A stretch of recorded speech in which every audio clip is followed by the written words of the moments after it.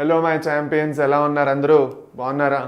జెనెటిక్స్ది last part ఇంక ఇవాళ. దీంతో ఇవాళ చాప్టర్ డన్ అయిపోతుంది. సో లాస్ట్ పార్ట్లో మనం ఏం చదువుకోబోతున్నాం జెనెటిక్స్లో? మనం ఆల్రెడీ జెనెటిక్స్ పార్ట్ 1, 2, 3లో మిగతా చాప్టర్ అంతా చదివేసుకున్నాం. ఓకే, పెడిగ్రీ అనాలిసిస్ కోసం స్పెసిఫిక్గా ఒక వీడియో ఉంది. ఆ వీడియో వెళ్ళి మీరు చూడండి. పెడిగ్రీ అనాలిసిస్ కోసం స్పెసిఫిక్గా నేను రిలీజ్ చేస్తాను. ఓకే, అది కాకుండా మనం ఏవైతే మిగతా మెండేలియన్ ఇంకా క్రోమోజోమల్ డిజార్డర్స్ ఏవైతే లాస్ట్లో మిగిలాయో ఆ డిజార్డర్స్ అవన్నీ మనం ఇవాళ చూసుకోబోతున్నాం. Okay, so we are going to see Mendelian disorders and chromosomal disorders. So Mendelian disorders అంటే ఏమిటి? మన ఏవైతే ఎక్స్లింక్ డిజార్డర్స్ ఇంకా ఏవైతే ఎక్స్లింక్ డిజార్డర్స్, ఆటోజోమల్ డిజార్డర్స్ ఇవన్నీ ఏవైతే వస్తాయో, colour blindness, haemophilia, sickle cell anaemia, ఇవన్నీ మెండేలియన్ డిజార్డర్స్ కింద వస్తాయి. క్రోమోజోమల్ డిజార్డర్స్లో ఏమొస్తాయి? క్రోమోజోమల్ డిజార్డర్స్లో క్రోమోజోమ్స్లో ఏమైనా డిఫరెన్స్ వచ్చింది అంటే, నంబర్ ఆఫ్ క్రోమోజోమ్స్లో ఏమైనా డిఫరెన్స్ వచ్చింది అవన్నీ ఉంటే దాన్ని మనం ఏమిటంటాం? క్రోమోజోమల్ డిజార్డర్స్ అంటాం. సో మెండేలియన్ డిజార్డర్స్ అంటే జెనెటిక్ డిజార్డర్స్, పూర్తిగా జీన్స్లో ఏమైనా ప్రాబ్లం వచ్చిందంటే. క్రోమోజోమల్ డిజార్డర్స్ అంటే ఏకంగా క్రోమోజోమ్ నంబర్లోనేనా వాటిలో ఏమైనా ప్రాబ్లం వచ్చిందంటే. Fine, okay. So let's begin with the class. సరే, first of all chromosomal disorders ఇంకా మెండేలియన్ డిజార్డర్స్ 2 టైప్స్ అనుకున్నాము కదా. మెండేలియన్ డిజార్డర్స్లో మనం 4 టైప్స్ ఆఫ్ డిజార్డర్స్ చూసుకుంటాం. Okay, 4 types of genetic disorders చూసుకుంటాం.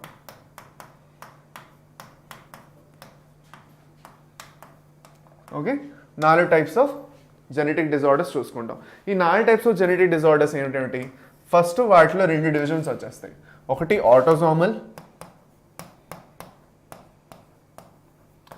ఆటోజోమల్ డిజార్డర్స్ అంటే ఎక్కడైతే ఆటోజోమ్స్లో డిజార్డర్స్ వచ్చాయో, ఇప్పుడు మనకి టోటల్ 46 క్రోమోజోమ్స్ ఉన్నాయి మన బాడీలో కదా.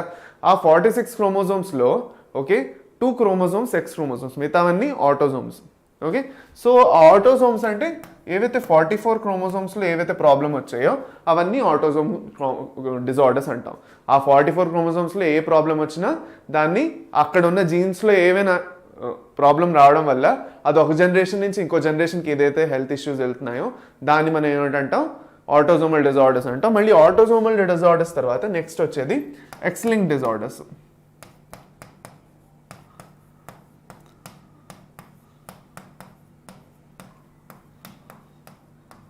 X-linked disorders. ఎక్స్-లింక్డ్ డిజార్డర్స్ అంటే అదే ఐదర్ ఎక్స్, ఇప్పుడు మేల్ అయితే XY ఉంటుంది, అదే ఫీమేల్ అయితే XX ఉంటుంది. సో ఈ ఎక్స్ ఇంకా వై మీద, ఎక్స్ క్రోమోజోమ్స్ మీద ఏమైనా డిజార్డర్స్ ఉన్నా, అక్కడున్న జీన్స్లో ఏమైనా ప్రాబ్లం అవడం వల్ల వచ్చిన డిజార్డర్స్ని ఎక్స్-లింక్డ్ డిజార్డర్స్ అంటాం. ఇప్పుడు ఎక్స్-లింక్డ్ డిజార్డర్స్ ఇంకా ఆటోజోమల్ డిజార్డర్స్లో ఫర్దర్ క్లాసిఫికేషన్ ఒకటి స్పెసిఫిక్గా వస్తుంది. ఏంటది? ఒకటి ఫస్ట్ డామినెంట్ వస్తుంది, అంటే డామినెంట్ అలీల్ నుంచి వచ్చిన డిజార్డర్. ఇంకోటి రిసెసివ్ అని. సిమిలర్గా ఇక్కడ కూడా డామినెంట్ ఒకటి, ఎక్స్-లింక్డ్ డామినెంట్, ఇంకా ఎక్స్-లింక్డ్ రిసెసివ్. ఇవన్నీ కాకుండా ఇవన్నీ బాగానే ఉన్నాయి, అర్థమైంది, ఫైన్. ఇంకొకటి మిస్ అయ్యాం. ఏది చెప్పండి? ఎవరు చెప్తారు? ఇంకొకటి ఉన్నది, దాన్ని మనం ఏంటంటాం? వై-లింక్డ్ డిజార్డర్స్ అంటాం.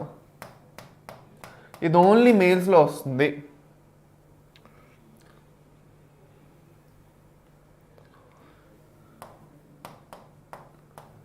వై-లింక్డ్ డిజార్డర్స్ అంటాం. వై-లింక్డ్ డిజార్డర్స్ ఓన్లీ మేల్స్లో వస్తుంది, ఎందుకంటే వై క్రోమోజోమ్స్ మీద ఉంది. ఓకే, ఓన్లీ మేల్స్లో వస్తుంది ఎందుకంటే వై క్రోమోజోమ్స్ మీద ఉంది. వై క్రోమోజోమ్ మేల్ టు మేలే వెళ్తుంది కానీ ఫీమేల్కి వెళ్ళదు కదా, కాబట్టి ఇది ఓన్లీ మేల్ క్రోమోజోమ్స్కి వస్తుంది. దీన్ని హోలాండ్రిక్ జీన్స్ అని కూడా అంటాం. వై క్రోమోజోమ్ మీద ఉన్న జీన్స్ని హోలాండ్రిక్ జీన్స్ అని కూడా అంటాం. ఓకే, సరే, చాలు. ఇప్పుడు 1 by 1 ఒక్కొక్క టైప్ ఆఫ్ డిజార్డర్స్ని మనం చూసుకుందాం. మొదలెడదామా పండగ? రండి. ఇప్పుడు మెండేలియన్ డిజార్డర్స్లో మనం colour blindness, haemophilia, sickle cell anaemia, phenylketonuria, thalassaemia, myotonic dystrophy ఒక ఎగ్జాంపుల్ మాత్రమే. దాని గురించి పెద్దగా మనం డిస్కస్ చేయం, ఎందుకంటే అనవసరంగా మీకు లేదు, అందుకే అనవసరంగా ఎక్కువ డిస్కషన్ వద్దు. Colour blindness, haemophilia, sickle cell anaemia, phenylketonuria, thalassaemia, ఇవన్నీ మనం డిస్కస్ చేస్తాం. క్రోమోజోమల్ డిజార్డర్స్లో Down syndrome, Klinefelter's, Turner syndrome అది చూసుకుంటాం. So let's begin with Mendelian డిజార్డర్స్లో. First of all 4 types of disorders చెప్పాను నేను. ఏంటేంటి? ఆటోజోమల్, ఇక్కడ ఫస్ట్ సపోజ్ మనకి ఎగ్జాంపుల్స్ అడిగారు అనుకోండి, ఒకదాని గురించి ఎగ్జాంపుల్ రాసేద్దాం రండి. ఫస్ట్ ఎగ్జాంపుల్ రాసుకుందాం. ఓకే, దీని ఎగ్జాంపుల్ ఏంటి? Myotonic dystrophy.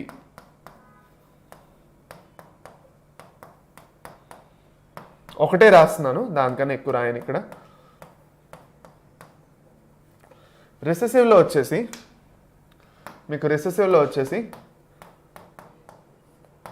ఏవేవి వస్తాయి చెప్పండి. రిసెసివ్లో వచ్చేసి మీకు సికిల్ సెల్ ఎనీమియా,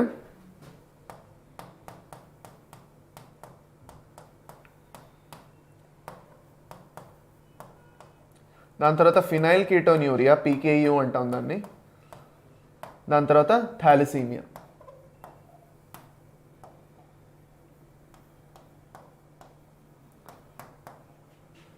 వైలింక్లో మీకు ఏమొస్తుంది? వైలింక్లో మీకు ఓకే మేల్ ప్యాటర్న్ బాల్డ్నెస్ వస్తుంది. అంటే ఇప్పుడు పట్టతలు ఉన్నది కదా, నా తాతగారికి ఉందంటే మా ఫాదర్కి ఉంటుంది, మా ఫాదర్కి ఉంటే నాకు కూడా వస్తుంది. అంటే ఇప్పుడు ఇది ఓన్లీ మేల్స్లోనే వెళ్తుంది, మేల్ జనరేషన్లోనే వెళ్తుంది, ఫీమేల్ జనరేషన్లో ఎంట్రీ కొట్టదు. ఎందుకంటే వై క్రోమోజోమ్ మీద ఉంది. వై క్రోమోజోమ్ ఓన్లీ మేల్స్ దగ్గరికే వస్తుంది కాబట్టి ఫాదర్ టు సన్స్ అంటూ దాని తర్వాత మళ్ళీ ఫర్దర్ జనరేషన్స్ సన్కే వెళ్తుంది. కాబట్టి ఇక్కడ దీన్ని మనం మేల్ ప్యాటర్న్ బాల్డ్నెస్ ఒక ఎగ్జాంపుల్ చెప్పుకుంటాం. ఇది ఎక్కువగా చాలా కామన్గా చూస్తాం మనం. ఇంకోటి ఎగ్జాంపుల్ ఏంటి? వై క్రోమోజోమ్ది, వై క్రోమోజోమ్ డిజార్డర్స్ది హైపర్ట్రైకోసిస్ ఆఫ్ ఇయర్స్. ఇక్కడ బోల్డ్ హెయిర్ ఉంటుంది కొంతమందికి చెవిలోని, అది కూడా ఒక వై లింక్డ్ ట్రేట్, అది కూడాను. ఓకే సరే, ఇప్పుడు ఎక్స్-లింక్డ్ డిజార్డర్స్లో డామినెంట్ చూసుకుంటే, ఎక్స్-లింక్డ్ డిజార్డర్స్లో డామినెంట్ ఇంకా రిసెసివ్ ఉన్నాయి. ఇందులో డామినెంట్ పెద్ద ఎగ్జాంపుల్ ఏం లేదు. ఫ్రెజైల్ ఎక్స్ సిండ్రోమ్ ఒకటి ఉంది, ఇంకోటి రెట్ సిండ్రోమ్ అని ఉన్నది. మనం రెట్ సిండ్రోమ్ రాసుకుందాం. ఫ్రెజైల్ ఎక్స్ సిండ్రోమ్ కూడా ఒక ఎగ్జాంపుల్ ఉంది.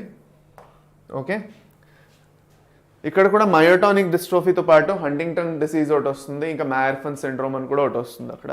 దాని తర్వాత రెసెసివ్లో హిమోఫీలియా,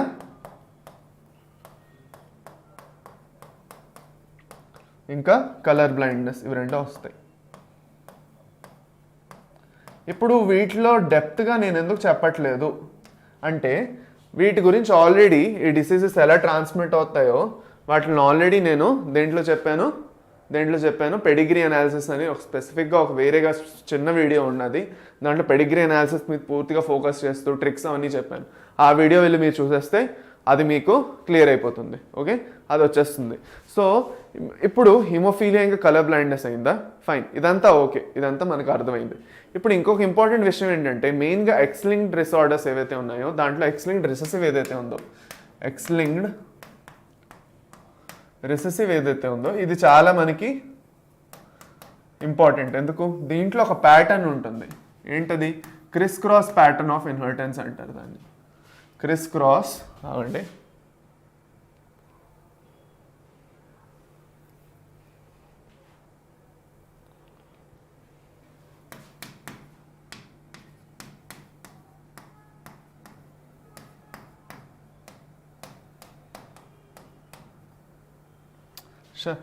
ఒక్క నిమిషం.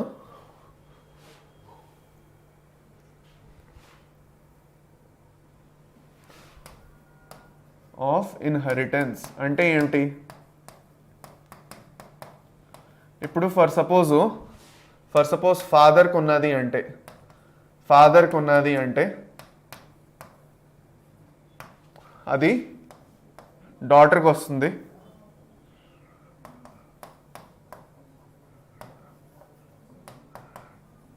డాటర్ నుంచి మళ్ళీ సన్కి వెళ్తుంది.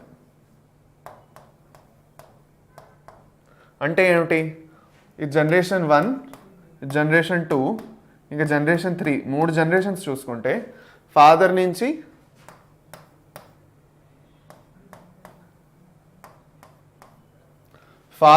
డాటర్కి వచ్చి డాటర్ నుంచి సన్కి వెళ్ళింది. అంటే ఏంటి? ఒక జిగ్జాగ్ ప్యాటర్న్ ఉంచండి. ఇలా ఫాదర్ టు డాటర్ డైరెక్ట్గా వెళ్తున్నది, మళ్ళీ డాటర్ నుంచి మళ్ళీ సన్కి వెళ్ళిపోతున్నది. ఓకే, సో దీన్ని ఏంటంటాం మనం father to daughter, daughter to son వెళ్తున్నది అంటే దీన్ని మనం criss cross pattern of inheritance అంటాం. ఏమంటాం? Criss cross pattern of inheritance అని అంటాము. ఓకే ఫైన్, క్లియరా ఇక్కడ విషయం? ఇప్పుడు ఒక ఇంపార్టెంట్ విషయం ఏంటంటే ఇక్కడ మీరు చూస్తున్నారు కదా, ఇది మీరు ఎక్కువగా ఎక్స్-లింక్డ్ రిసెసివ్ డిజార్డర్స్లోనే చూస్తారు ఇది. ఓకే, ఒక జనరేషన్ నుంచి ఇంకో జనరేషన్కి వెళ్ళకుండా father to son, father to daughter, daughter to సన్నే వెళ్తుంది, అది అనమాట. సో ఇది మీకు ఎగ్జాంపుల్ మీకు ఎక్కువగా గుర్తుపెట్టుకోవాలి. Okay fine. సరే, ఇప్పుడు మనం 1 by 1 అన్ని డిజార్డర్స్ గురించి చూసుకుందాం. ఫస్ట్ ఆటోసోమల్ రిసెసివ్ నుంచి మొదలెడదాం మనం. ఆటోసోమల్ రిసెసివ్లో థాలసీమియా, సికిల్ సెల్ ఎనీమియా, ఇంకా ఫినైల్కెటోన్యూరియా, ఈ 3 ఉన్నాయి. సో ఈ 3 మనం 1 by 1 అన్నింటినీ కంప్లీట్ చేద్దాం. ఓకే, ఫస్ట్ హిమోఫీలియా అని చూద్దాం. ఫస్ట్ మనం హిమోఫీలియా అని చూద్దాం. హిమోఫీలియా చూస్తే ఫస్ట్ ఆఫ్ ఆల్ ఒక నిమిషం, first sickle cell anaemia, first sickle cell anaemia నుంచి మొదలెడదాం. Because these are autosomal recessive disorders. Okay, first sickle cell anaemia. So sickle cell anaemia అని ఫస్ట్ మొదలెడితే సికిల్ సెల్ ఎనీమియాలో ఏం జరుగుతున్నది? సికిల్ సెల్ ఎనీమియాలో ఏం జరుగుతున్నది అంటే బేసిక్గా ఎప్పుడైతే హిమోగ్లోబిన్ ఉన్నదో, హిమోగ్లోబిన్ ఏదైతే ఉందో దాంట్లోని అది ఫామ్ అవ్వాలంటే దానికి 2 అలీల్స్ ఉన్నాయి, HbA అలీలు లేదంటే HbS అలీలు. ఇప్పుడు ప్రాబ్లం ఏంటంటే HbA అలీల్ త్రూగా, ఆ జీన్ త్రూగా ఫామ్ అయిందంటే హిమోగ్లోబిన్ చైన్, ప్రాబ్లం ఏమీ లేదు, there is no issues there. Okay, అక్కడేం ప్రాబ్లం అవ్వదు. కాకపోతే HbS వల్లే వస్తే దానివల్లే సికిల్ సెల్ ఎనీమియా వస్తుంది. సికిల్ షేప్డ్ RBCs వస్తాయి.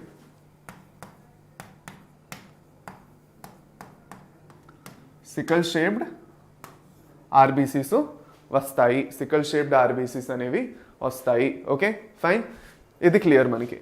ఇప్పుడు next autosomal recessive trait can be transmitted from parent to offspring when both the parent. ఇవన్నీ ఈ పాయింట్స్ అన్ని మీరు తర్వాత కావాలంటే చూసుకోండి. కాకపోతే ఓకే, ఇది మెయిన్ ఇంపార్టెంట్. ఇక్కడ నేను ఎలా జరుగుతున్నదో చూస్తున్నాను. ఈ ట్రాన్స్మిషన్ అనేది వద్దు మనకి, ఇప్పుడు అది పెడిగ్రీ అనాలిసిస్లోనే మనకు పనికొస్తుంది, దీనికన్నా ఎక్కువ అవసరం లేదు.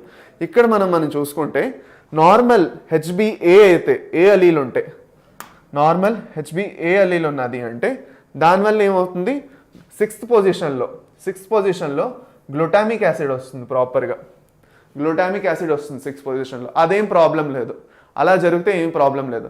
ఆ జీన్ నుంచి mRNA వచ్చి ఆ mRNA నుంచి ఏదైతే ప్రోటీన్ లేదంటే పెప్టైడ్ చైన్ వస్తుందో, ఓకే, ఆ పెప్టైడ్ చైన్లో 6th పొజిషన్లో గ్లూటామిక్ యాసిడ్ ఉంటుంది.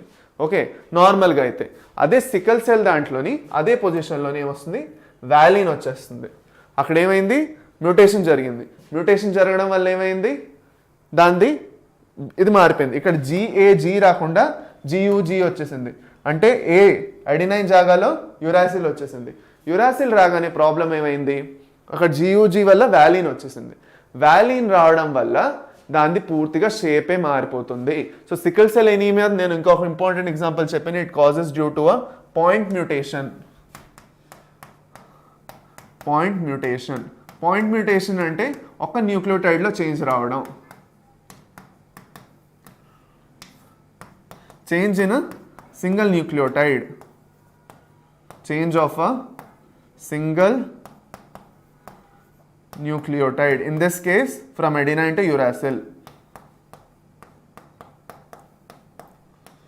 చేంజ్ ఇన్ సింగిల్ న్యూక్లియోటైడ్, ఒక సింగిల్ న్యూక్లియోటైడ్లో చేంజ్ రావడం వల్ల పూర్తిగా మ్యూటేషన్ అయ్యి ప్రాబ్లం అవడాన్ని మనం సికిల్ సెల్ ఎనీమియా వల్ల అవుతుంది. ఇది ఒక టైప్ ఆఫ్ సబ్స్టిట్యూషన్ మ్యూటేషన్ ఇది. ఓకే సరే, సో అలాగా గ్లూటామిక్ యాసిడ్ నుంచి వాలిన్ అయిపోవడం వల్ల ఆ ఆర్బీసీ ఏదైతే షేప్ ఉందో అది పూర్తిగా సికిల్ షేప్ అయిపోయి దానివల్ల ఏం జరుగుతుంది, what are the issues that happen because of this. First ఏమిటి వస్తుంది, ఫస్ట్ బ్లైండ్నెస్ అనే ప్రాబ్లం ఒకటి వచ్చేస్తుంది, కళ్ళకి సరిగ్గా ఆక్సిజన్ అందదు. ఇప్పుడు ఆర్బీసీ కరెక్ట్గా ఉన్నది అంటే నేను మీకు ఆల్రెడీ ప్రీవియస్గా చెప్పాను సికిల్ సెల్ ఎనీమియా గురించి. ఆర్బీసీ కరెక్ట్గా ఉందంటే ప్రాబ్లమే లేదు. ఆర్బీసీలో హీమోగ్లోబిన్ ఏదైతే ఉందో అది ప్రాపర్గా ఉంటే అది ప్రాపర్గా ఆక్సిజన్ని, మనది ఏదైతే మన బాడీకి ఆక్సిజన్ కావాలి, లంగ్స్ నుంచి పూర్తిగా అన్ని అవయవాలకి ఆక్సిజన్ వెళ్ళాలి. మన ఊపిరితిత్తుల నుంచి ఆక్సిజన్ అనేది ఏదైతే ఉందో అన్ని అవయవాలకి కరెక్ట్గా వెళ్ళాలి అంటే మన ఆర్బీసీలో హీమోగ్లోబిన్ ఏదైతే ఉందో, మన రెడ్ బ్లడ్ సెల్స్ ఏవైతే ఉన్నాయో దాంట్లో లోపల ఉన్న హీమోగ్లోబిన్ ప్రాపర్గా ఫంక్షన్ అవ్వాలి, ప్రాపర్ స్ట్రక్చర్ ఉండాలి దానికి.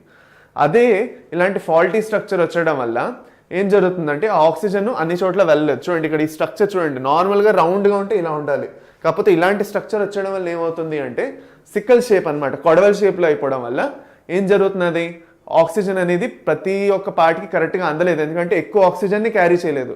ఇంత పెద్ద ఒక పెద్ద బకెట్ ఉన్నది, ఓకే, ఒక పెద్ద వెజల్ ఉన్నది, ఇంత ఒక లీటర్ బాటిల్ ఉన్నది అనుకోండి, మీ దగ్గర 1 లీటర్ బాటిల్ ఉంది.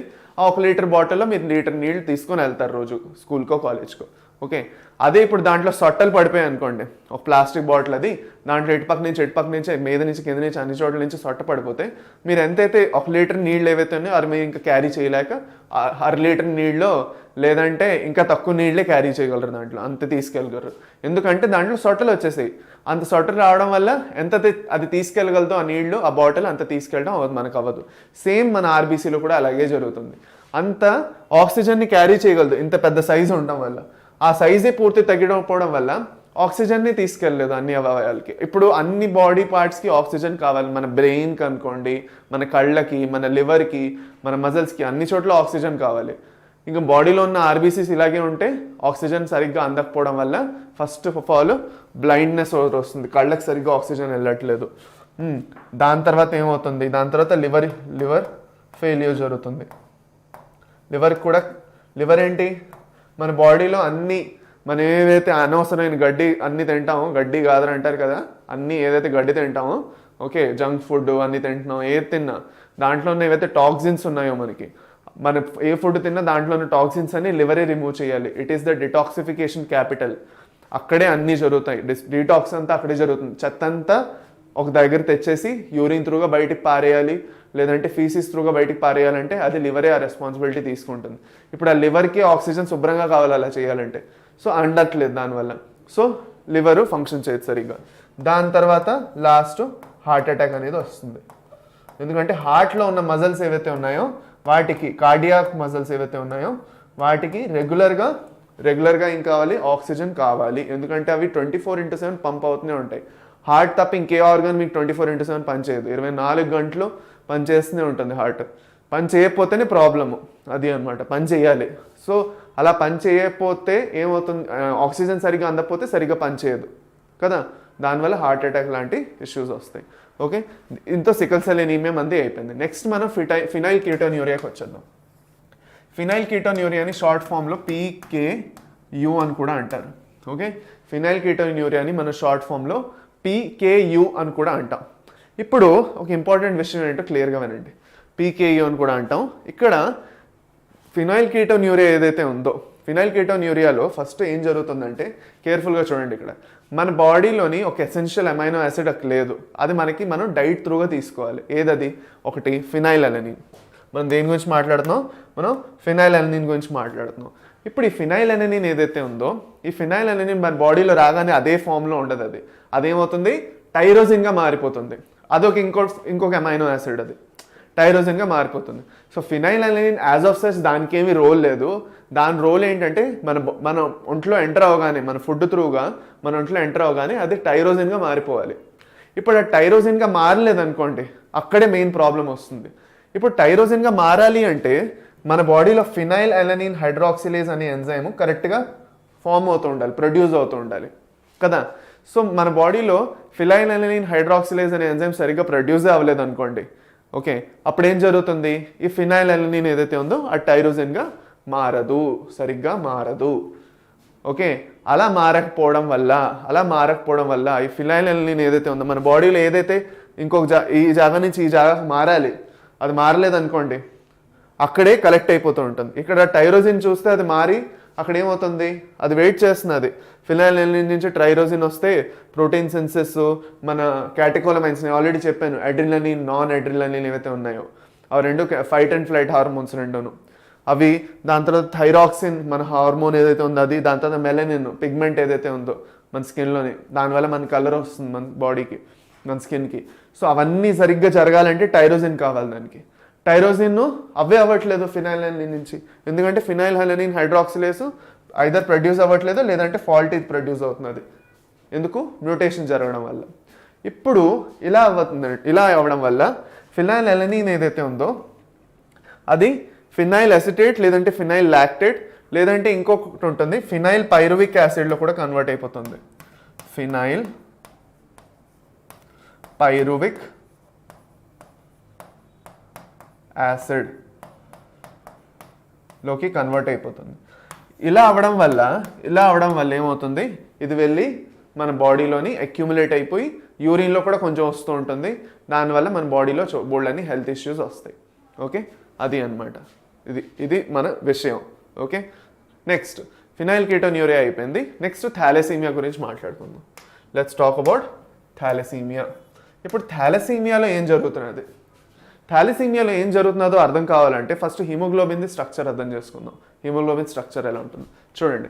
హిమోగ్లోబిన్ ఏదైతే ఉందో మన బాడీలో,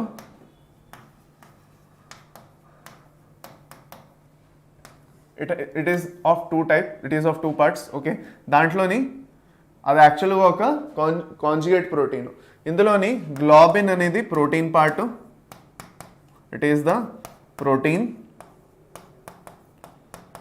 ఇంకా హీమ్ అనేది ఏదైతే ఉందో it is a prosthetic group.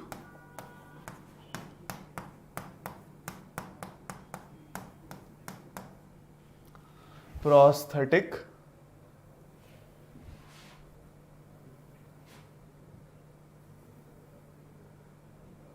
Group, ఇదొక ప్రాస్థెటిక్ గ్రూప్. ఇప్పుడు హీమ్ ఏదైతే ఉందో హీమ్లోని ఇట పెట్టుకుందాం. హీమ్ గురించి చూసుకుంటే హీమ్లో మళ్ళీ రెండు భాగాలు ఉన్నాయి. హీమ్లోని రెండు భాగాలు ఉన్నాయి అంటే ఏంటి, హీమ్లో రెండు భాగాల కన్నా మనం ఒకలా రాసుకోవచ్చు. ఏంటి, ఒక నిమిషం. హీమ్ ఏదైతే ఉందో ఇట్ క్యారీస్ ఆక్సిజన్, ఇంకా దీంట్లోని మెయిన్గా ఐరన్ ఉంటుంది, మధ్యలో ఐరన్ ఉంటుంది. ఇక్కడ గ్లోబిన్లో మనం ఏం చూసుకోవాలి, ఓకే, ఇక్కడ గ్లోబిన్లో మనం చూసుకుంటే గ్లోబిన్ ప్రోటీన్లో రెండు ఆల్ఫా చైన్స్ ఉంటాయి, ఇంకా రెండు బీటా చైన్స్ ఉంటాయి.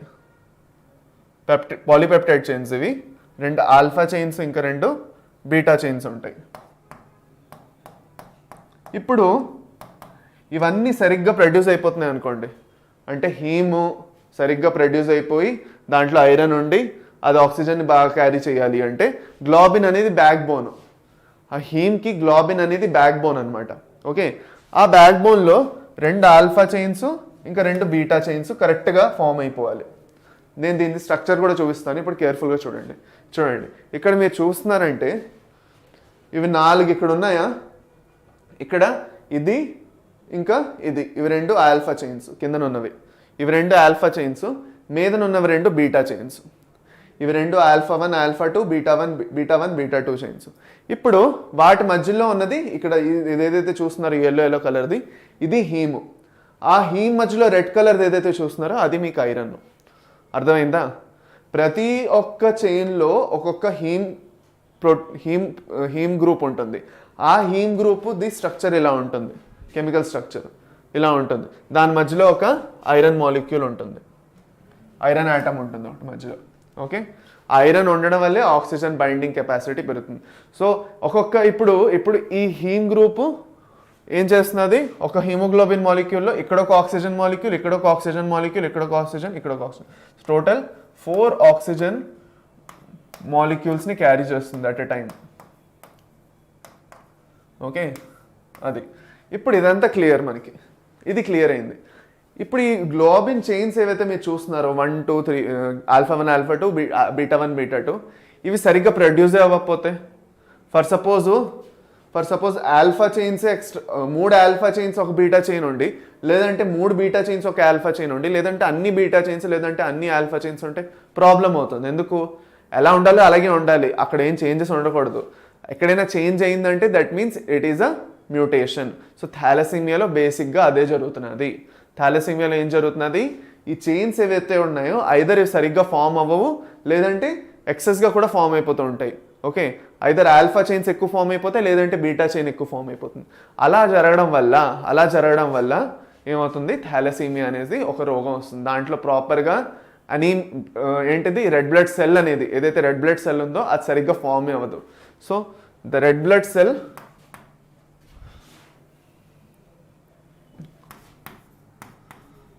RBCs will not develop properly, which will lead to anaemia. Anaemia అంటే ఆక్సిజన్ బాడీలో తక్కువైపోతుంది, బాడీలో ఆక్సిజన్ తక్కువైపోతుంది, హిమోగ్లోబిన్ తక్కువ ఫామ్ అవడం వల్ల. సో ఇది బేసిక్గా జరుగుతున్నది. Fine, okay. అది థాలసీమియా అంటే. థాలసీమియాలో ఏం జరుగుతున్నది? Decreased haemoglobin production. హీమోగ్లోబిన్ సరిగ్గా ప్రొడ్యూస్ అవ్వట్లేదు. ఎందుకు? ఆ ఆల్ఫా బీటా చైన్స్ సరిగ్గా ఫామ్ అవ్వకపోవడం వల్ల. సో దానివల్ల ఏమవుతుంది? మైల్డ్ టు సివియర్ అనీమియా అవుతుంది. ఓకే. సో ఇందులో మెయిన్ సిమ్టమ్స్ ఏమి వస్తాయి?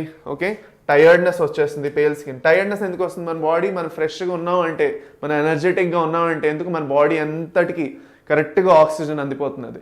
అది అందకపోవడం వల్లనే మనకి టయర్డ్నెస్, చిరాగ్గా, డిజినెస్గా ఉంటుంది. అది అన్నమాట. ఇప్పుడు ఇంకో ఇంపార్టెంట్ విషయం చూడండి. There may also be bone problems, enlarged spleen, yellowish skin, dark urine and slow growth may occur in children. పిల్లలు అయితే గ్రోత్ తగ్గిపోతుంది. అది కొన్ని బోన్ ప్రాబ్లమ్స్ వచ్చేస్తాయి. Okay, first of all bone problems వస్తాయి, దాని తర్వాత స్ప్లీన్ ఎన్లార్జ్ అయిపోతుంది.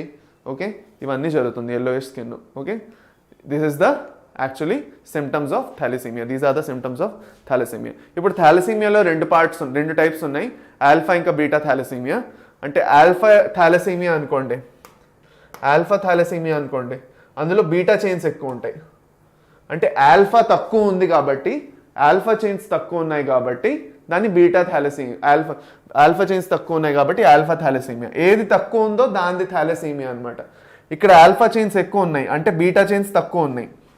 So beta will be less, so that's why we call it as beta thalassaemia. ఇక్కడ alpha will be less, that's why we call it as alpha thalassaemia. అది అనమాట, అది difference alpha ఇంకా బీటాలో, అంతే తప్ప ఇంకేం లేదు.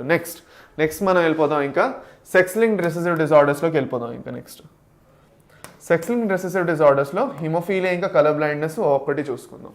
Okay, 1 by 1 will look at haemophilia and colour blindness. First of all haemophilia గురించి అర్థం చేసుకోవడానికి ఒక చిన్న కాన్సెప్ట్ ఫస్ట్ ఇంపార్టెంట్, అది తెలుసుకుందాం. ఓకే, హిమోఫీలియా గురించి ఫస్ట్ ఒకటి ఇంపార్టెంట్ పాయింట్ తెలుసుకుందాం. ఏంటి అది? చూడండి, ఇక్కడ క్లియర్గా చూడండి ఒకసారి. ఓకే, హిమోఫీలియా గురించి చెప్తున్నాను. ఇప్పుడు హిమోఫీలియా అనేది it's an ex linked recessive disorder, మనకు తెలుసు. అది Chris cross pattern of inheritance అవన్నీ ఉంటాయి. కానీ దీని ఇంటర్నల్ సైన్స్ ఏంటి, ఎందుకు ఇలా అవుతున్నది? ఫస్ట్ ఆఫ్ ఆల్ మన బ్లడ్ క్లాటింగ్లో మనకి ఎప్పుడైనా ఇంజరీ అవుతుంది అనుకోండి, మనకి దెబ్బలు తగిలి గట్టిగా తగిలింది అనుకోండి, స్కిన్ ఇక్కడ చెక్కుపోవడం లేదంటే ఇంజరీ అవడం వల్ల స్కిన్ ఇలా రిమూవ్ అవడం వల్ల ఏమవుతుంది, ఇక్కడ ఉన్న బ్లడ్ వెజల్స్ నుంచి బ్లడ్ బయటకు వచ్చేస్తుంది, ఇంకా బ్లడ్ వెజల్ రప్చర్ అవుతుంది. సో అది ఆపాలంటే బ్లడ్ క్లాట్ అవ్వాలి, అవునా కదా? ఆ బ్లడ్ క్లాట్ అవ్వాలి, ఆ ప్రాసెస్ని మనం బ్లడ్ క్లాటింగ్ ప్రాసెస్ అంటాం. ఈ బ్లడ్ క్లాటింగ్ ప్రాసెస్లోని there are a number of proteins involved. అలాంటివి 2 ప్రోటీన్స్ ఏమిటి? There are a number of అందులోనే 2 ప్రోటీన్స్ ఏమిటి? ప్రోటీన్ 8 ఇంకా ప్రోటీన్ 9. 2 టైప్స్ ఆఫ్ ప్రోటీన్స్ ఉన్నాయి main, protein 8, protein 9.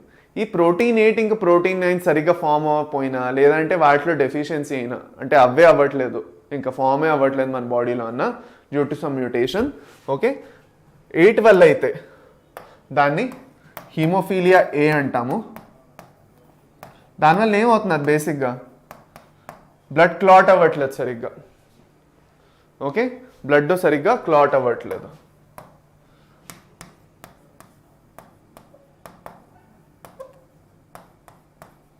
Okay, blood సరిగ్గా క్లాట్ అవ్వట్లేదు. ఫస్ట్ 8 వల్ల అయితే హిమోఫీలియా ఏ అంటాం, అదే ఫ్యాక్టర్ 9 దీన్ని ఏంటంటాం, ఫ్యాక్టర్ 8, ఫ్యాక్టర్ 9 అంటాం.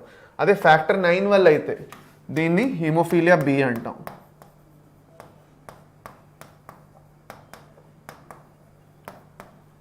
హిమోఫీలియా బి అంటాం.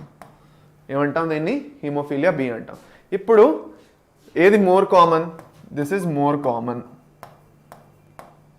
హిమోఫీలియా ఏ ఏదైతే ఉందో దిస్ ఈజ్ మోర్ కామన్, ఎక్కువగా ఇదే చూడడం జరుగుతుంది. సో దీంట్లో ఏం జరుగుతున్నదంటే బ్లీడింగ్ అనేది స్టాప్ అవ్వదు విధంగాను. బ్లీడింగ్ వోంట్ స్టాప్ ఈజీలీ, ఇదొక హెడేకు. వేరంగా ఏమైనా ఇంజరీ అవుతే చాలా జాగ్రత్తగా ఉండాలని అంటే వాళ్ళు ఇంజరీ జరగగానే బ్లడ్ వేరంగా గడ్డ కట్టదు, స్టాప్ అవ్వదు, దానివల్ల అలా బ్లడ్ పోతూనే ఉంటుంది. సో బ్లడ్ లాస్ వల్ల కూడా చనిపోవచ్చు అలాంటి వాళ్ళు. అది మెయిన్ ప్రాబ్లం అక్కడ వచ్చేది. ఓకే, అది అనమాట. So this is regarding haemophilia. ఇప్పుడు మనం హిమోఫీలియా గురించి ఇది కావాలంటే ఒక స్క్రీన్ షాట్ తీసుకోండి. ఓకే ఫైన్, పాజ్ చేసి ఒక స్క్రీన్ షాట్ తీసుకోండి. Let's move on to the haemophilia. So haemophilia నేను అన్నట్టు ఏం జరుగుతున్నది, ఓకే, ప్రోటీన్ 8 ఇంకా ప్రోటీన్ 9 వీటిలో ఏమైనా డెఫిషియన్సీ వస్తే దానివల్ల మనం బ్లడ్ క్లాటింగ్లో దాన్ని మనం హిమోఫీలియా అని అంటాం. సరే ఫైన్, దీంట్లో ఏం జరుగుతున్నది, ఓకే, ఇవన్నీ మనకి నాన్ స్టాప్, ఇది మెయిన్ మనకి ఇంపార్టెంట్. బ్లీడింగ్ అనేది నాన్ స్టాప్ అయిపోతుంది అలాంటి వాళ్ళకి. ఓకే, ఇది మనకి ఇంపార్టెంట్, మిగతావన్నీ మనకు అనవసరం. నెక్స్ట్ కలర్ బ్లైండ్నెస్కి వచ్చేద్దాం. కలర్ బ్లైండ్నెస్లో ఏం జరుగుతున్నది అంటే, పేరు విన్నారు మీరు, కలర్ బ్లైండ్నెస్ అంటే కొన్ని పర్టికులర్ కలర్స్ కనిపించవు వాళ్ళకి. అలాంటి వాళ్ళకి ఎవరికైతే కలర్ బ్లైండ్నెస్ ఉంటుందో they can't see some red colour, కొన్ని లేదంటే బ్లూ కలరు, అలాంటివో కొన్ని పర్టికులర్ 2 to 3 కలర్స్ ఉన్నాయి. ఆ కలర్స్ వాళ్ళకి క్లియర్గా కనిపించవు అనమాట. ఇంకా they can't see those colours. అంటే కొన్ని ఇప్పుడు ఎక్కడైనా రెడ్ కలర్ ఉన్నదంటే అది రెడ్ కలర్ అని వాళ్ళు ఐడెంటిఫై చేయలేరు. లేదంటే బ్లూ కలర్ ఉన్నదంటే బ్లూ కలర్ ఐడెంటిఫై చేయలేరు. వాళ్ళకి ఏ బ్లైండ్నెస్ ఉందో కలర్ది, అప్పుడప్పుడు 2-3 టైప్స్ ఆఫ్ కలర్ బ్లైండ్నెస్ కూడా వచ్చేస్తుంది. So inherited development of 1 or more 3 sets of eye cone cells which sense color. Okay, so అక్కడ డెవలప్మెంట్ జరగట్లేదు. కోన్ సెల్స్ ఏవైతే ఉన్నాయి, కోన్ సెల్స్, రాడ్ సెల్స్, మన బాడీలో మనకి 2 types ఆఫ్ సెల్స్ ఉన్నాయి ఐస్లో. మన ఐస్లో 2 types ఆఫ్ సెల్స్ ఉన్నాయి, cone cells, rod cells. So ఈ కోన్ సెల్స్లోనే ప్రాబ్లం వచ్చింది అనుకోండి, అప్పుడు మనకి అలాంటి వాళ్ళకి కలర్ బ్లైండ్నెస్ వస్తుంది. Okay okay improper development,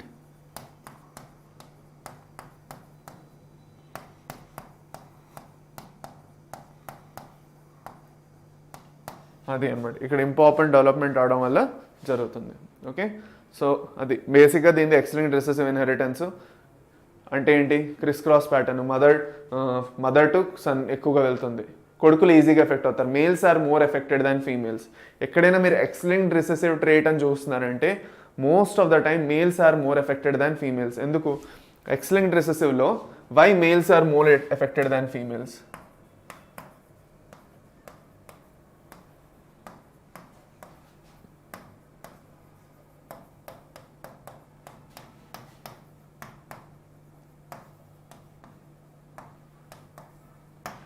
Males are more affected than females because females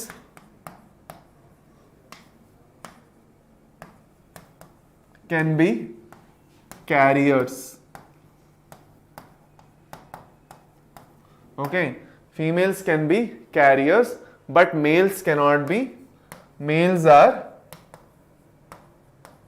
hemizygous.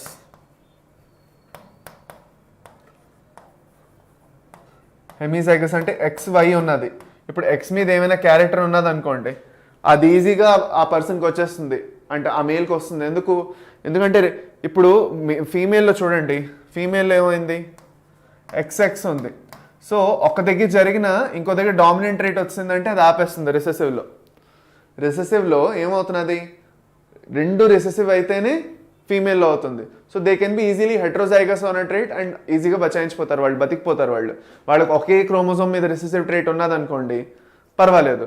కాకపోతే మేల్స్లోని ఒకే ఒక X క్రోమోజోమ్ ఉంది, ఆ X క్రోమోజోమ్ పూర్తిగా ఎక్స్ప్రెస్ చేసుకోగలదు దాన్ని, అది Y క్రోమోజోమ్ దాన్ని ఆపలేదు. ఓకే, ఎందుకంటే X and Y have completely different expression, they don't depend on each other or no one dominates each other. ఇక్కడేమవుతున్నదంటే 2 X క్రోమోజోమ్స్ ఉండడం వల్ల ఒక X క్రోమోజోమ్ మీద రిసెసివ్ ఉన్నా కూడా ఇంకో X క్రోమోజోమ్ దాన్ని ఆపేస్తుంది. ఎందుకు, రిసెసివ్ ట్రేట్లో 2 మీద ఆ రిసెసివ్ ట్రేట్ కరెక్ట్గా ఉండాలి కదా, అందుకు. సో అందుకే males are more affected in X linked recessive traits than females. So ఎక్కడైనా మీరు ఫర్ సపోజ్ పెడిగ్రీ చేస్తున్నారంటే మీకు మేల్స్ ఎక్కువ కనిపిస్తున్నారంటే అది ఎక్స్-లింక్డ్ రిసెసివ్ అవ్వచ్చు. ఓకే, జనరేషన్ స్కిప్ చేస్తూ. సో అది మనం పెడిగ్రీ అనాలిసిస్లో చదివాం, so no need to worry. Okay, ఇది కలర్ బ్లైండ్నెస్ గురించి. సో బేసిక్గా వాటన్నిటి గురించి ఒక చార్ట్ ఏదైతే ఉందో ఆ చార్ట్ చేసి పెట్టేసాను, ఒకసారి మీ నోట్స్లో చూసుకోండి హోంవర్క్ లాగా. Okay, you can see that. Now will go to chromosomal disorders. Now let's go to chromosomal disorders. Chromosomal డిజార్డర్స్లో 2 టైప్స్ ఉన్నాయి. చూడండి, నేను మీకు ఒకటి చూపిస్తాను ఇక్కడ క్లియర్గా. ఇప్పుడు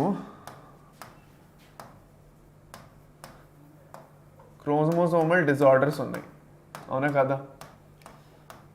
ఇవి ఎలా వస్తున్నాయి? Difference in the number of chromosomes. Number of క్రోమోజోమ్స్లో డిఫరెన్స్ వచ్చేస్తే దానివల్ల జరుగుతుంది. ఫస్ట్ ఆఫ్ ఆల్ క్రోమోజోమల్ డిజార్డర్స్లో మనం 2 టైప్స్ చదువుతాం. ఒకటి స్ట్రక్చరల్, ఇంకోటి న్యూమెరికల్. స్ట్రక్చరల్లో మనం ఆల్రెడీ చదువుకున్నాం. స్ట్రక్చరల్లో ఏ వస్తాయి? క్రోమోజోమల్ యాబరేషన్స్ అన్నీ వస్తాయి. క్రోమోజోమల్ యాబరేషన్స్ అంటే ఏమిటంటే వస్తాయి, ఓకే, డిలీషన్, క్రోమోజోమ్తో ఒక పార్ట్ డిలీట్ అయిపోయింది, డూప్లికేషన్,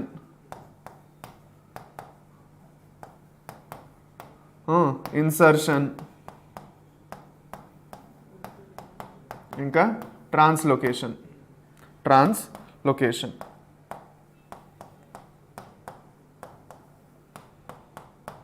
ఓకే, ఇవి క్రోమోజోమల్ యాబరేషన్స్, ఇవన్నీ స్ట్రక్చరల్. అదే న్యూమెరికల్లో వచ్చేసాం అనుకోండి, న్యూమెరికల్లో ఏం జరుగుతుంది చూడండి క్లియర్గా. న్యూమెరికల్లో మళ్ళీ నంబర్ని బట్టి, based on the number of, అంటే క్రోమోజోమ్ నంబరే మారిపోతుంది అనుకోండి ఎంత ఉండాలో, దాన్ని మనం న్యూమెరికల్ క్రోమోజోమల్ డిజార్డర్స్ అంటాం.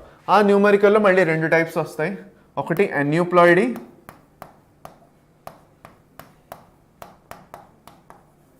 ఇంకోటి పాలీప్లాయిడీ.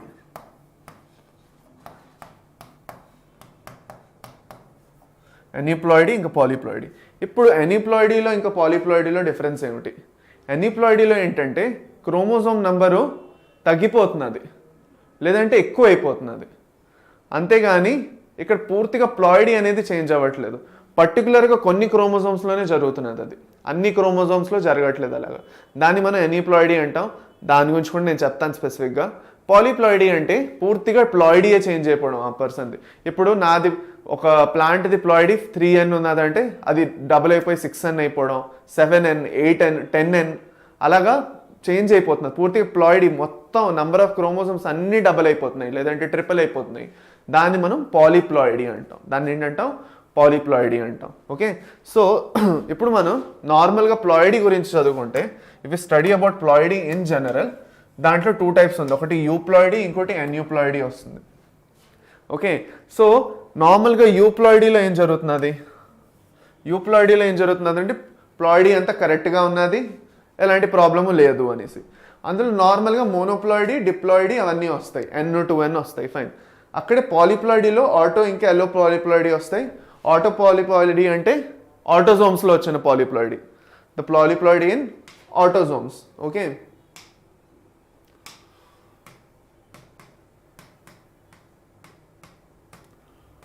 ఆటోజోమ్స్లో ఏదైతే పాలీప్లాయిడీ వచ్చిందో దాన్ని ఆటో పాలీప్లాయిడీ అంటాం. ఎల్లో పాలీప్లాయిడీ అంటే ఎలోజోమ్స్ ఆర్ సెక్స్ క్రోమోజోమ్స్. ఓకే, సరే. ఇప్పుడు మనకి ఇది ఇంపార్టెంట్ కాదు, కానీ ఇది చాలా ఇంపార్టెంట్ మనకి. ఎన్యూప్లాయిడీ ఏదైతే ఉందో, ఎన్యూప్లాయిడీలో మనం చూస్తే హైపో ఒకటి వస్తుంది, హైపర్ ఒకటి వస్తుంది. హైపో ఇంకా హైపర్ వస్తుంది. హైపో పాలీప్లాయిడీ అంటే నెంబర్ ఆఫ్ క్రోమోజోమ్స్ ఒక సెట్ ఆఫ్ క్రోమోజోమ్స్ ఉన్నాయి. ఫర్ సపోజ్ మన దగ్గర 46 క్రోమోజోమ్స్ ఉన్నాయి. ఆ 46 క్రోమోజోమ్స్లో ఏదో ఒక క్రోమోజోమ్ సెట్, క్రోమోజోమ్ నెంబర్ 15 అవనండి, 21 అవనండి, ఓకే, లేదంటే సెక్స్ క్రోమోజోమే అవనండి, అక్కడ ఏమైనా చేంజెస్ వచ్చేస్తున్నాయి ఏకంగాను. ఒక పర్టికులర్ క్రోమోజోమ్ సెట్లోనే, ఒక హోమోలాగస్ క్రోమోజోమ్ సెట్, క్రోమోజోమ్ 21లో ఎన్ని ఉండాలి? 2 క్రోమోజోమ్ ఉండాలి సెట్లో. హోమోలాగస్ క్రోమోజోమ్స్ ఎన్ని ఉంటాయి? 2 ఉంటాయి. ఆ 2 కాకుండా 3 ఉండడం, లేదంటే ఒకటే ఉండడం, అలాగైతే దాన్ని అన్యూప్లాయిడీ అంటాం. ఇప్పుడు హైపోలో తగ్గిపోతుంది, నెంబర్ ఆఫ్ క్రోమోజోమ్స్ తగ్గుతున్నాయి. సో దాంట్లో 2N-1 ఒకటి మోనోజోమీ వస్తుంది. ఎక్కడైతే టోటల్ 46 క్రోమోజోమ్స్లో ఒక క్రోమోజోమ్ తక్కువ ఉన్నది. ఓకే, ఇప్పుడు డౌన్ సిండ్రోమ్ అలాగే మీకు టోటల్ 46 క్రోమోజోమ్స్ ఉండాలి, 45 క్రోమోజోమ్స్ ఉంటాయి. టర్నర్ సిండ్రోమ్ కూడా అంతే. నల్లిజోమీలో ఏం జరుగుతున్నది? నల్లిజోమీలో 2 క్రోమోజోమ్స్ తగ్గిపోతున్నాయి. ఐదర్ పూర్తిగా ఒక సెట్ అంతా పోతుంది, ఇప్పుడు ఫర్ సపోజ్ ఒక క్రోమోజోమ్ 21 సెట్ అంతా లేనే లేదు, లేదంటే రెండు వేరే వేరే క్రోమోసోమ్స్ దగ్గర ఒక్కొక్క సెట్ మాయం, ఒక్కొక్క క్రోమోజోమ్ మాయం. హైపర్ప్లాయిడీలో ట్రైజోమీ అంటే ఒక క్రోమోజోమ్ ఎక్స్ట్రా ఉంది, there is 1 extra chromosome. And in tetrasomy there are 2 extra chromosomes than the normal set. Okay, ఇక్కడ మీరు ఇలాగే ఇమాజిన్ చేసుకోవాలి. Okay, this may be 46 - 1, 46 - 2. మనలో చూసుకుంటే ఇది 46 + 1, ఇది 46 + 2 అవుతుంది. ఇది అలాగనమాట. If you see in us హ్యూమన్స్లో మనలో ఆలోచించుకుంటే అలాగా సెట్ అనమాట. ఓకే, ఆ 2n అలా వస్తుంది. ఫైన్. ఇప్పుడు మనం 1 by 1 మనం 3 డిజార్డర్స్ చదువుకుంటాం ఫైనల్గాను. We are only going to study 3 disorders. ఏంటవి? Down syndrome, Turner syndrome, Klinefelter. ఈ 3 మనకి ఇంపార్టెంట్. ఓకే, వీటి 3 నుంచి మీకు క్వశ్చన్స్ వస్తాయి. సో దీనికన్నా ఎక్కువ చదువుకొని ఏమి మనం పీకేది ఏమీ లేదు. ఓకే, ఫస్ట్ డౌన్ సిండ్రోమ్ ఇంకా టర్నర్ సిండ్రోమ్లో చూడండి. నేనేమన్నానంటే ఇక్కడ మిగతా అంతా సెట్ బాగానే ఉంది. 22 క్రోమోజోమ్స్ దగ్గర సెట్ అంతా బాగుంది. 23rd ఏదైతే సెక్స్ క్రోమోజోమ్ ఉందో అందులోని ఒక ఎక్స్ క్రోమోజోమ్ లేనే లేదు. అంటే this is a exo condition. A condition ఇది? దిస్ ఈజ్ అ XO అంటే X0 టైప్ ఆఫ్ కండిషన్ అనమాట. అంటే ఒక ఎక్స్ క్రోమోజోమ్ మాయం. ఓకే, దానివల్ల టోటల్ ఎన్ని క్రోమోజోమ్స్ ఉన్నాయి? 45 క్రోమోజోమ్సే ఉన్నాయి అంతే. The individual who has a monosomy and has Turner syndrome will have only 45 chromosomes. Okay, so వీళ్ళది కాంబినేషన్ మనం ఎలా రాస్తాం? దీన్ని 44 క్రోమోజోమ్స్ ఆటోజోమ్స్ ప్రాపర్గా ఉన్నాయి ప్లస్ X0 ఇలా రాస్తాం మనం దీన్ని. 44 + X0. 44 ఆటోజోమ్స్ అలాగే బాగానే ఉన్నాయి. కాకపోతే XX క్రోమోజోమ్స్ విషయంలో వచ్చేస్తే ఒకటే ఎక్స్ క్రోమోజోమ్ ఉంది, ఇంకోటి లేదు కాబట్టి, ఇంకోటి YX ఏమీ లేదు కాబట్టి ఎక్కువగా ఫీమేల్స్లో వస్తుంది. అది దీన్ని X0 అంటాం.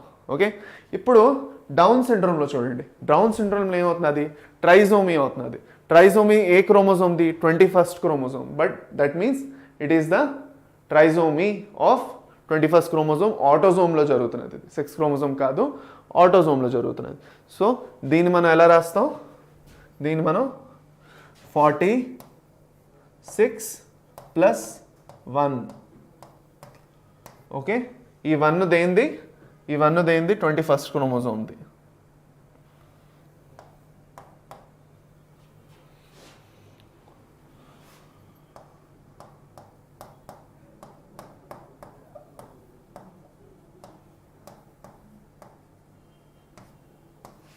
ఓకే, అది అన్నమాట ట్రైజోమీ. ఇది trisomy. Next Klinefelter syndrome. Klinefelter syndrome వచ్చేసి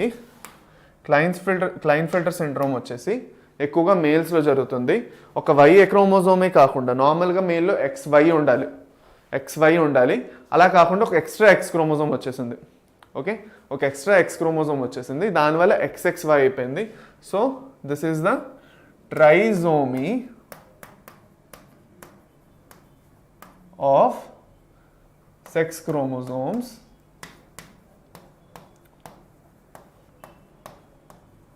and we write it as 44 + XXY. ఇలా రాస్తాం దీన్ని. ఓకే, 44 + XXY అని రాస్తాం. సరేనా? ఇది క్లైన్ఫెల్టర్ సిండ్రోమ్. ఓకే, ఇప్పుడు వీటి గురించి ఇన్ డెప్త్ వీటిలో ఏం జరుగుతున్నది, హెల్త్ ఇష్యూస్ ఎలాంటివి వస్తున్నాయి, దాని గురించి క్వశ్చన్స్ వస్తాయి కాబట్టి అవి చూపిస్తుందాం రండి. Okay, fine. ఇప్పుడు ఫస్ట్ డౌన్ సిండ్రోమ్లో నేను అన్నాను, డౌన్ సిండ్రోమ్లో 21st chromosome. Okay, 21st chromosomes 3 సార్లు ఉంటాయి, అది డౌన్ సిండ్రోమ్. ఓకే, టర్నర్స్లో XO, క్లైన్ఫెల్టర్లో XXY. డౌన్ సిండ్రోమ్లో ఏం జరుగుతున్నది?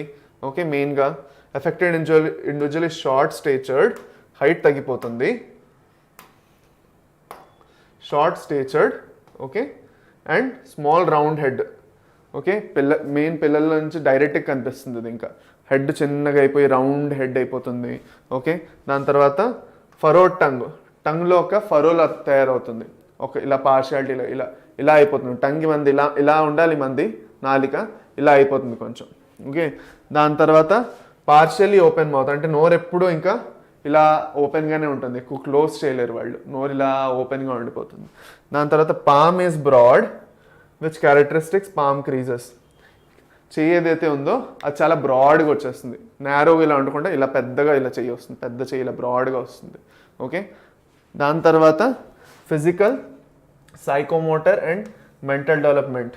ఓకే, బేసిక్గా ఏదైతే మొత్తం మెంటల్ డెవలప్మెంట్ ఉందో, కాగ్నేటివ్ డెవలప్మెంట్ ఉందో, కాగ్నిషన్ ఉందో, అంటే మనం బాగా గుర్తుపెట్టుకోవడం అయినా, చూడగానే వేరంగా అర్థం చేసుకోవడం, లేదంటే రికగ్నైజ్ చేయడం, చదువుకోవడం, ఏదైనాను బేసిక్గా మనం చేసే పనులు ఏదైతే ఉన్నాయో కాగ్నిషన్ కింద వస్తాయి, అది వాళ్ళు ఈజీగా చేయలేకపోతారు ఎవరికైతే డౌన్ సిండ్రోమ్ ఉంటుందో. అది ఓకే, అది మీకు important. Next Klinefelter syndrome. Klinefelter తర్వాత టర్నర్స్ వస్తుంది, అంతే మీకు. క్లైన్ఫెల్టర్ సిండ్రోమ్లో ఏం జరుగుతున్నది? ఓకే, అలాంటి ఇండివిజువల్కి మెయిన్గా మేల్ ఇండివిజువల్ అవుతారు. అక్కడ మ్యాస్కులిన్ డెవలప్మెంట్ ఎలాగో ఉంటుంది, ఓవరాల్ మ్యాస్కులిన్ డెవలప్మెంట్ ఉంటుంది, బట్ ద ఫెమినిన్ డెవలప్మెంట్ కూడా లైట్గా వచ్చేస్తుంది. అంటే బ్రెస్ట్ అది కొంచెం, దాన్ని గైనకోమాస్టియా అంటాం. ఇదే చాలా ఇంపార్టెంట్ మనకి. Okay, gynaecomastia.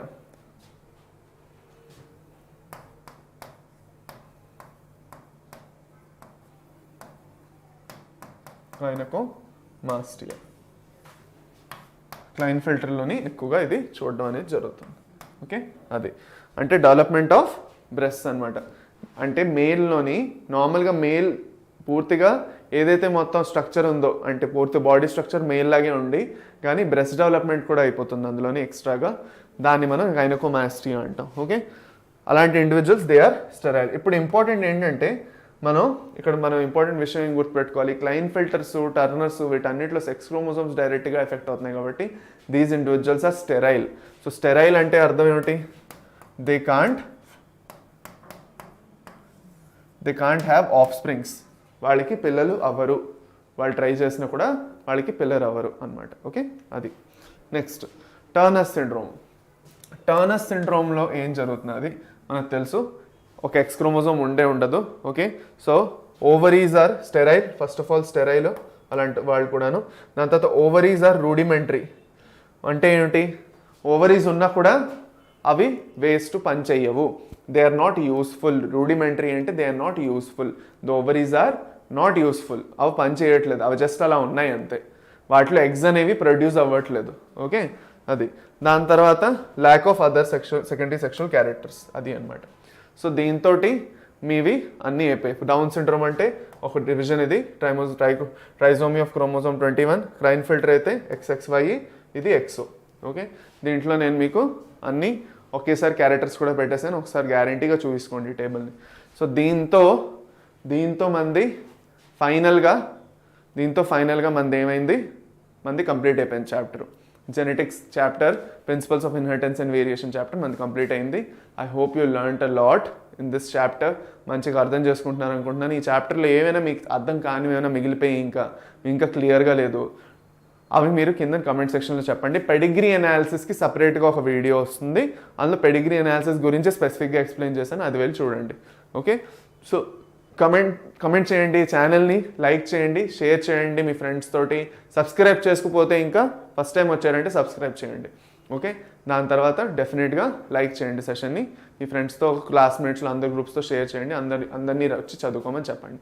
So this is Ajay Kumar, your biology teacher, signing off. మళ్ళీ నెక్స్ట్ క్లాస్లో కలుద్దాం. Bye students, bye.